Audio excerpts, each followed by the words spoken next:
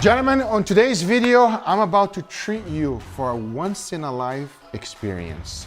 Get ready for 10 different levels of Wagyu. That's what I like to hear, Guru. That's right. Today I'm going to show you several different ways of having Wagyu. And for level 1, we're going to start with this. Burgers. Oh yes. Now you got to be real careful with Wagyu burgers. Be sure to get your Wagyu from the right source. Because I know these patties are 100% Wagyu. And if the patties do not come the way you like it, you want to open up the package and make your own individual balls. For a nice thick burger, I recommend 5 ounces. But for the toppings, there's something that goes very well with burgers. And that would be caramelized onions. Do not rush the process. Cooking them nice and slow will allow the sugars to caramelize nicely. And it's going to be great for the burgers. Talking about them burgers, the next step is to go outside and get them cooked. Make sure to use the proper burger press. It makes a huge difference and your job easier. For the seasoning, I kept it real simple. A combination of salt and pepper, nothing else. To make this burger even better, I brushed a little bit of bone marrow right on top. Brushing bone marrow onto the burger will give an extra flavor that is definitely worth it. For the buns, there is one important step you must not skip, and that is to toast them. This next one might be controversial, but at least to me there's nothing else better than American cheese on a burger. The next thing to do is to add the caramelized onions right on top. So we got our toasted bun, followed by those beautiful patties and caramelized onions, and to finish it up, I kept it real simple. A tiny bit of Japanese mayo. Now take a look at it. This is our Wagyu level 1. And we're starting off with level 1 Wagyu burgers. I'm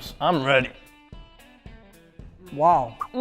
This is like good. The thickness of the patty really gets you feeling that fattiness. And that juice too that comes out of it. I'm just thinking about those caramelized onions. And that like little sweetness that they bring to the burger balances out all the savory, the tang of the sauce, like everything together is just so perfect. And this is only level 1? For our level 2, we're going to go into the American Wagyu steak. The differences between Japanese Wagyu and American Wagyu is quite big. Usually it has a lot less marbling, but this steak is extremely marbled. And if you're asking yourself what kind of cut it is, it's a skirt steak. For the seasoning, I started with a good amount of salt followed by freshly ground black pepper. That's it. Because the next thing to do is to add a good amount of charcoal flavor onto it. And since this steak is really thin, one important thing to be sure of is that your grill is extremely hot. Because by the time you got a nice beautiful color on it, take a look at this beautiful crust. Now this might be a little controversial, but I actually like and recommend this cut being a little bit higher than medium rare. I've done several experiments with it, and everyone says that medium rare is actually chewy, but it also tends to get dry really quickly. To compensate for that, we're gonna make a simple sauce. Into a bowl, I combined some kombu dashi, followed by yuzu, and finished it off with soy sauce. Now mix everything well, and that's it. This sauce gives a nice acidity to the Wagyu that pairs up perfectly with it. To finish it up and make it pretty, just add some scallions and shallots for decoration. Now this is our level 2 Wagyu. I'm hoping that everyone will enjoy it, but let's find out. Well, that burger was fire, but this looks real good. I'm ready to drink. Let me just, you smell that charcoal, baby? Smell that kiss that dragon on that thing. Cheers. Cheers.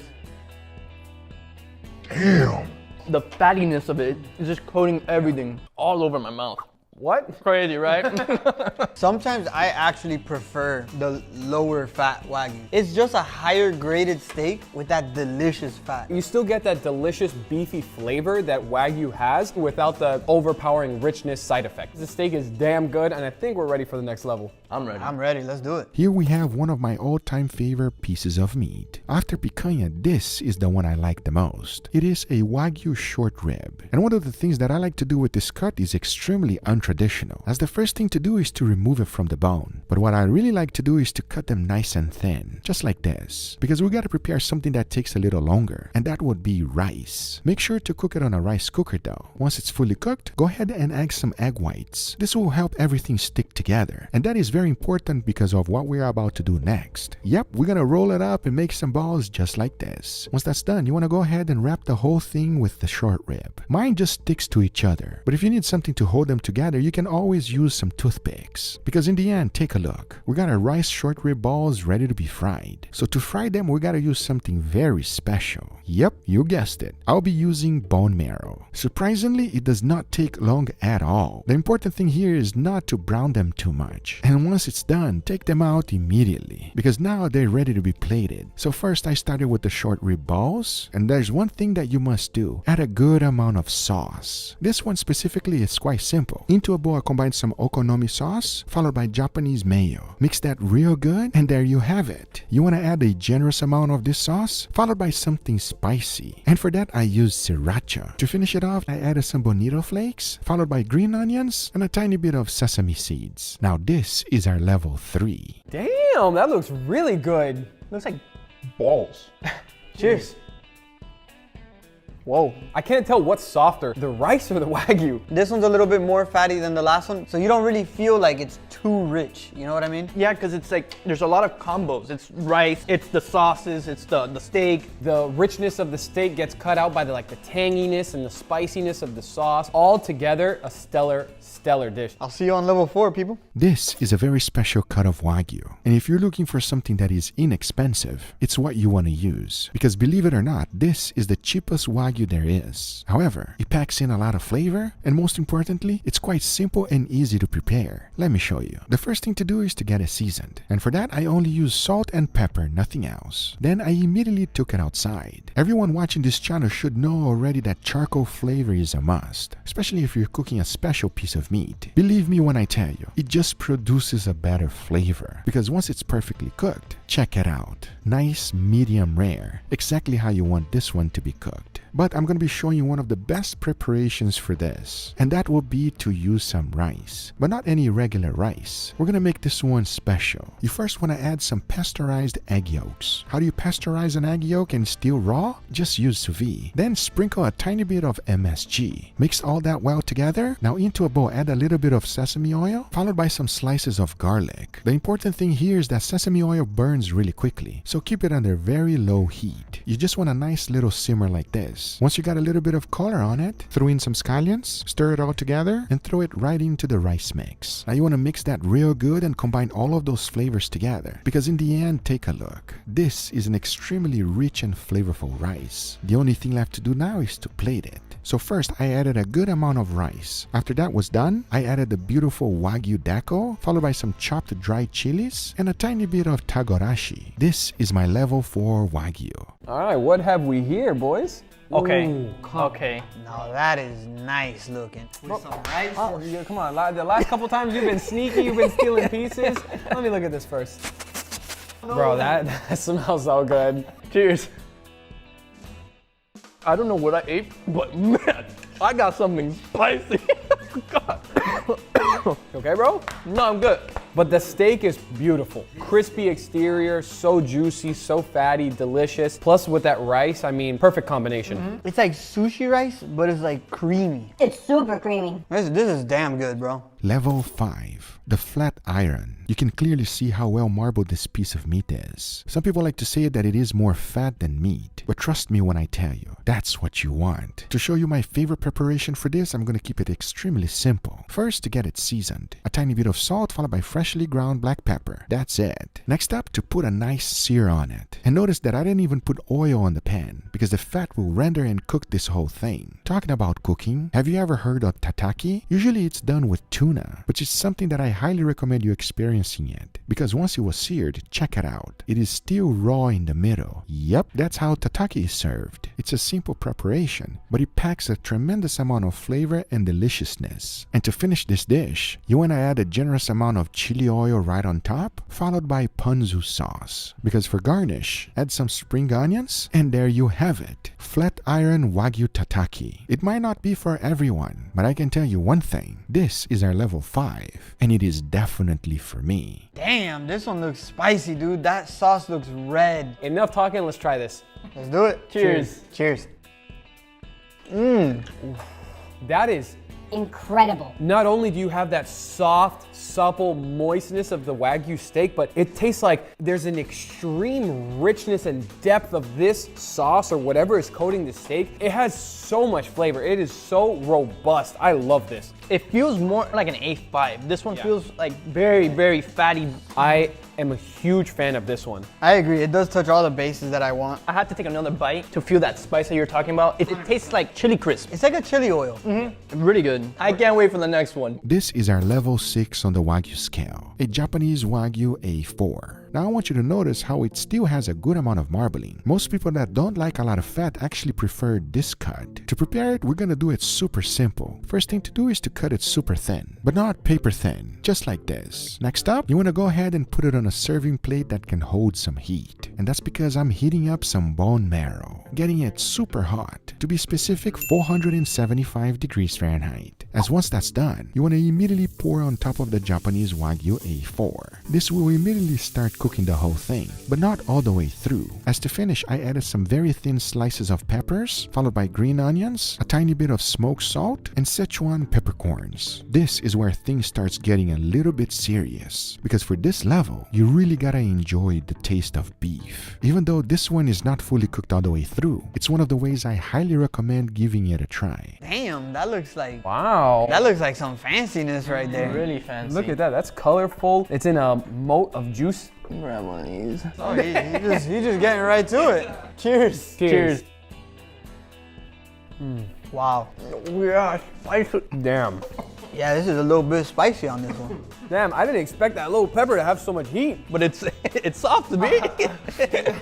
Even though it does have a little bit of spice to it, it kind of gets cut by whatever that oil is. It's very rich. Yeah, it's fatty, it's beefy, and the flavor of the Wagyu is perfect, right? It was a little hard to taste at first because of how strong that pepper is. That heat is intense. I mean, this one wasn't even spicy. I didn't even sweat. Don't talk to me. For this next level, I had to add this to the list because it's something that everyone should experience it at least once. Now, if you take a closer look at this, it seems like it is beef, but it's really not. It's what it's called Iberico Secreto. Yes, it is pork, but it does not taste like any regular pork. But to make it, it's quite simple because once it was fully seasoned with salt and pepper, I let that sit a little bit so that the salt can penetrate deeply in there, and went ahead and made an incredible sauce, which this one has a Mexican flair to it. And I'll be using all of these ingredients first. And this step is quite important as we want to get some char into all of these vegetables. You really want to get some color on it. Don't be shy because the char is quite important. Once that's done, you want to throw everything into the blender. Then you add some black pepper, salt, and a tiny bit of avocado oil. Now blend everything on high, and in the end, you are left with this, an incredible sauce. But keep in mind that our grill's still hot. So for that, I immediately went outside and started to cook the Iberico. Just like our level 2 skirt steak, you gotta cook this one quickly. Your fire needs to be extremely hot. The important thing here is to start getting a little bit of char on it. We don't want it to be burned, but a little bit of char is definitely good. Once you got the color that you like, let it rest for 5 minutes because the carryover heat will continue cooking it. And once it's done, you should be left with something like this. A nice medium, with still a little bit of pinkness. That is what you're looking for with this cut. However, since it is extremely uneven, I'm going to be using the big slices for toppings, and the ones that are super thin, I'm chopping it up really fine, because we're going to be making something that is called tlacoyo. Surprisingly, to make it, it's simpler than you think. You first want to start off with some maseca, which is ultimately corn flour. Then you add some salt, followed by some rendered Wagyu fat and water. Because now the next step is to go ahead and mix everything together. Keep mixing to get a nice consistency of tortilla. The next thing to do is to go ahead and make some small balls. Because just like making a tortilla, we're ultimately making the same exact thing. However, once you're done pressing, instead of cooking the tortilla by itself, you want to go ahead and add the Iberico pork right in the middle, then fold one half on top of it, followed by the other half. Now close the edges, and in the end, you are left with something like this, tlacoyo. I had this in Mexico, and I was addicted to it. I have a feeling this one is going to be a little bit more special, because to cook it, I first started with a little bit of bone marrow. Then, just like a tortilla, you want to get some color on it. Once done, serve them on a plate. Go ahead and add that beautiful sauce we just made, followed by some Mexican crema, and of course, to top it off, a little bit of Iberico Secreto, some chopped up cilantro, and cotija cheese. And I'll tell you one thing, even if you don't make them out of Iberico Secreto, you can literally use any type of meat because it's going to be delicious. Wow, look at Damn, that. that looks pretty. Damn. Is that a crepe? No, my friend, it's called tlacoyo. Tlacoyo. Tlacoyo. Enough, just try it. Cheers, everybody. Cheers. Wow. Tastes really good. Can't taste anything but beautiful, delicious fattiness. This is such an interesting type of dough, kind of like an arepa kind of. It has the same fattiness and the same softness as the Wagyu we've been eating, but it does not taste beefy. You're right, Leo. It's not Wagyu steak, but it is Iberico Secreto. Oh, pork? I love Iberico Secreto, I should have known.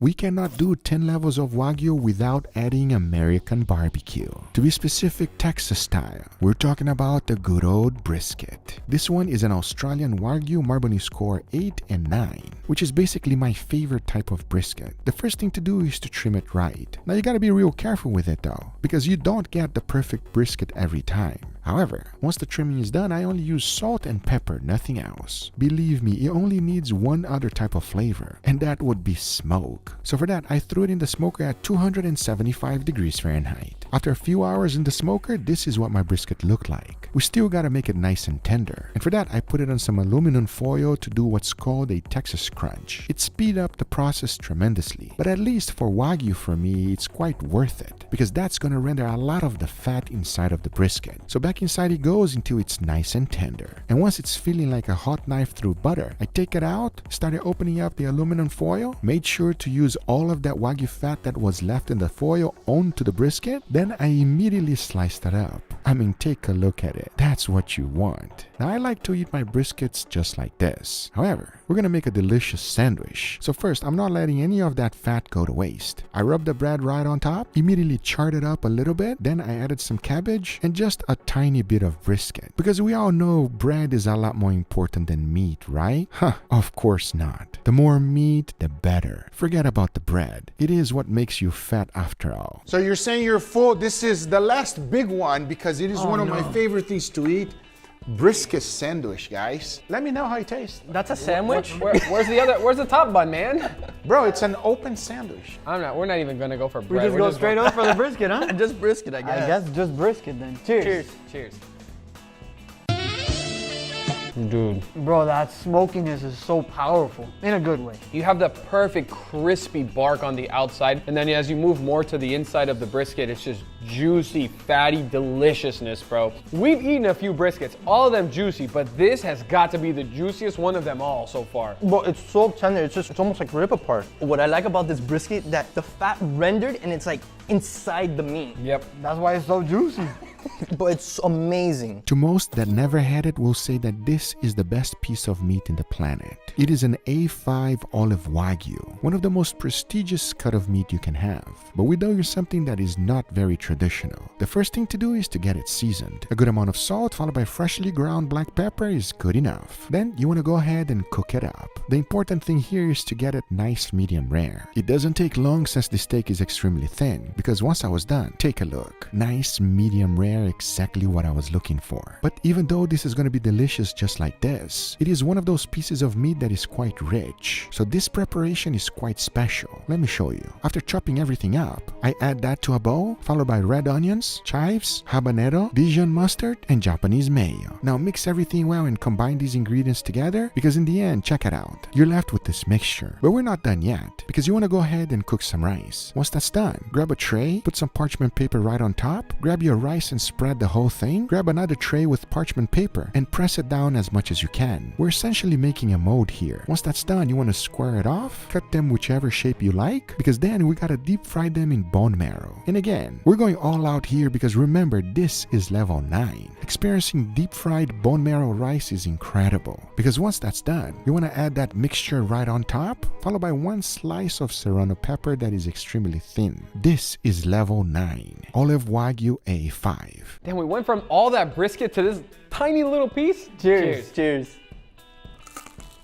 That is crunchy. This is more my alley. My goodness. Very different from the brisket as well. The brisket was so savory, so salty, so rich. This is like very light. It's citrusy. There's a lot of herbs in here that give this such a light, refreshing feeling to it. This is incredible. The only thing I would say is this is a little bit more of a in-your-face flavor, you know what I mean? You got the extremely crunchy rice, and then you got all this nice and creamy, but Exactly. explosion of flavor on the top. This is awesome. Small, but mighty. This is what I chose for level 10, a Japanese Wagyu A5 filet mignon, one of the most prestigious cut of meat you can have, and the price will reflect. In order to stretch it out, first you want to slice it nice and thin. Once that's sliced, you want to make micro cuts just like this. Then you want to grab some sushi rice, start forming your nigiri, add the piece of the Japanese Wagyu A5 on top, place them on a small serving dish, as now you want to go ahead and torch the top. There's a beautiful thing that happens whenever you torch Wagyu like this. The little char that gives right on top is delicious. To finish it off, you want to add some tare sauce. For a little bit of crunch, I added some potato flakes. Now this is level 10. Not only does it look beautiful, it tastes a lot better than it looks. All right, gentlemen, you ready for the grand finale? I mean, take a look at it. Take a look at it. Oh,